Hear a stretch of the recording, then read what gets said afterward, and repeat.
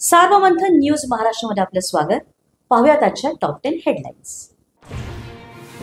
ठाण्यामध्ये युती नको, स्थानिक भाजप नेत्यांची वरिष्ठांकडे मागणी। ठाणे जिल्हा मनपामध्ये भाजप मजबूत असल्यामुळे मागणी वरिष्ठांसोबतच्या बैठकीमध्ये स्वबळावरती लढण्याची चर्चा झाल्याची माहिती।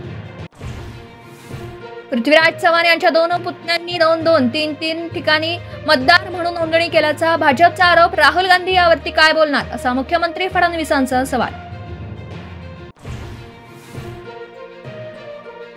ड्रीम 11 कडून पैसे घेऊन कॉन्टेस्ट बंद। ऑनलाईन गेमिंगच्या विरोधातल्या कायद्यानंतर निर्णय। 11 कडून युजर्सना सूचना जारी, युजर्स कधीही पैसे काढू शकणार।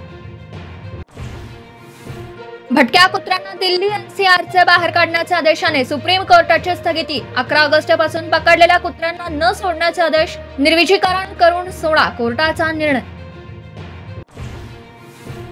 जुन्या वाहनांचं पुन्हा रजिस्ट्रेशन करणं महागलं। वाहन नोंदणी शुल्कामध्ये दुपटीने वाढ करण्याचा केंद्राचा निर्णय। रस्ते वाहतूक मंत्रालयाकडून अधिसूचना जारी।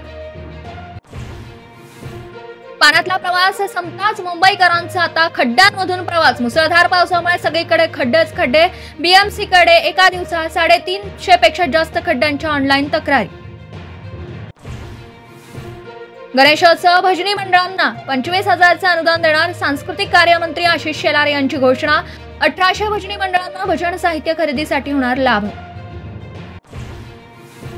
राज्य कर्मचाऱ्यांप्रमाणे एसटी कर्मचाऱ्यांना सुद्धा गणेश चतुर्थीपूर्वी पगार देण्याचा परिवहन मंत्र्यांचे आदेश। पगाराची फाईल आजच अर्थ मंत्रालयाकडे पाठवण्याचे निर्देश। नाशिकच्या निफाड तालुक्यामध्ये चक्क कुत्र्याचा बिबट्यावर हल्ला। कुत्र्याने बिबट्याला 300 मीटर लांब फरफडत नेला।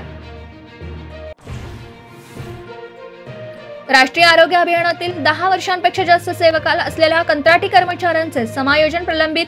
19 ऑगस्ट पासून सांगलीत बेमुदत काम बंद आंदोलन। सार्वमंथन न्यूज महाराष्ट्राला लाईक करा, शेअर करा, सबस्क्राइब करा।